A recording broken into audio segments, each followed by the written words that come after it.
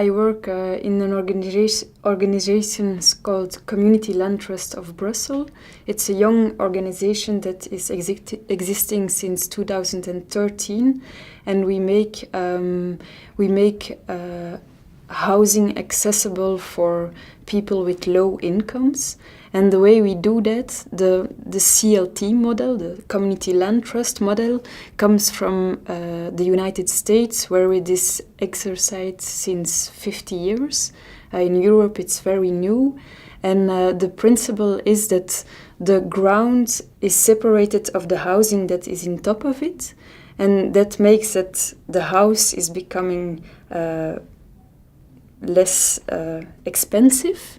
And the ground is owned by a whole community called the trust. The governance model of this trust, who owns the different grounds in which housing is built, is composed by three parties. The first one is, so 1/3 of the decision, the votes are made by the government, 1/3 the inhabitants, and the other third is the civic society. And so that can be an association or a school director or an owner of a shop that wants his neighborhood to be interesting to live, to work, to stay.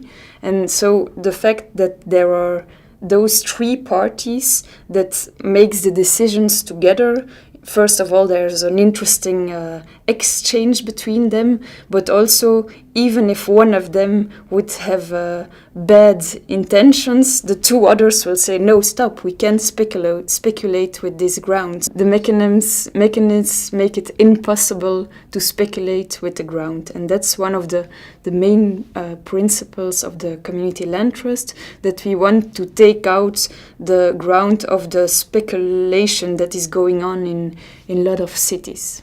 The way we make it impossible to speculate with those grounds is that we lock the subsidies that we put in it. So we get some money from the government to create housing, to buy the grounds, but the money we get is locked in the ground. And so another mechanism is that if people want to sell their house that's on this ground, there is a formula that kept the extra value that's put in. They sell their house, they get back what they put in. For example, they put 100,000 euro, they will get it back. But if in 20 years of time the house is costing 200,000 euro now, they won't kept all of that. They only kept 25% of the extra value that the house is made. And so that means that there where housing prices are really going up very fast, in the CLT model, it's going really slow. Cities should do it more, because what we see now is that cities and social housing companies, public housing companies, are selling their buildings and their ground, and so they just give it to the promoters, and that's pretty sad. And there where the CLT model just makes it possible to keep it in their pockets, so, and to avoid that prices are rising and rising. And in Brussels, we start with a little small scale. We have for the moment 6 projects. It's 85 apartments. But if you look to the American CLTs, it's applied to whole neighborhoods and a whole. There are really big part of cities that are governed with this, that working with this model. So it can work on a big scale. The way we see in every city, the way public instances are making housing, there is no more space for people with low incomes, and the people with low incomes are becoming, there are more and more and more of them.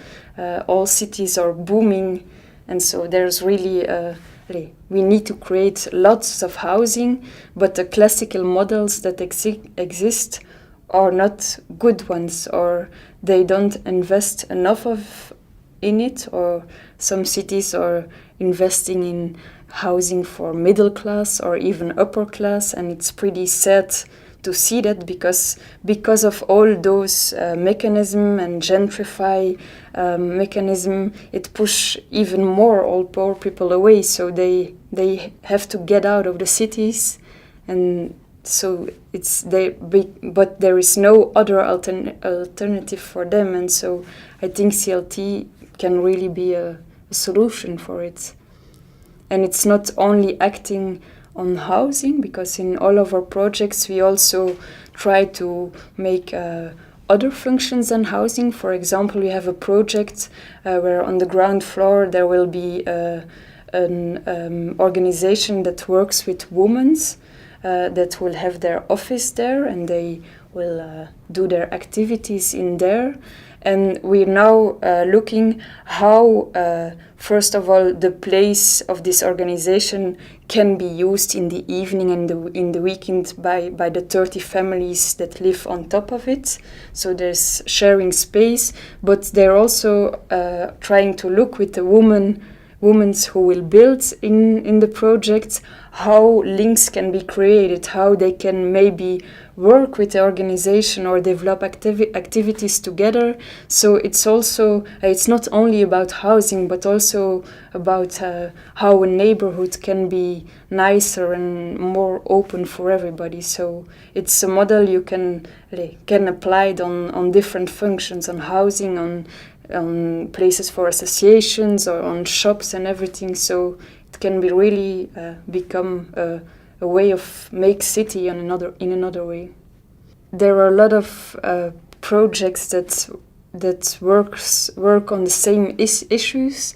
One of the difficulties is that the juridic system in all countries is different, and so it always takes a lot of time. We also in Brussels, we need 2 years to adapt the American model to the Belgium juridical structure, and it's not easy. And we see now, for example, that in France or in other countries where they want to put up also community land trust, that they have to be creative and through other solutions because the constitution in their country is different. But I think it's interesting to exchange and to try to make an European network that facilitates alternative models of housing, not only community land trust, but we see other housing projects where they make up cooperatives, or where they make like some sort of ground banks where you can invest in buying land and then live on it. And so it's very interesting to see that all over in Europe and even in the world, things are starting up, and we should bring our experience together, I think, to make it stronger.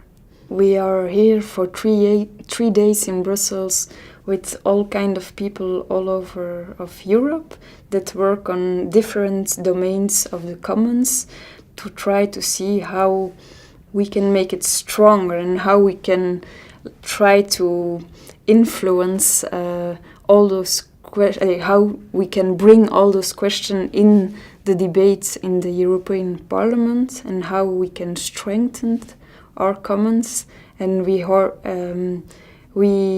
hear a lot that it's important to tell all those stories and to exchange, because it will go further, and maybe one day come to the decision makers that will integrate some points of it, or whole of our proposals in the democracy, and that would be really interesting.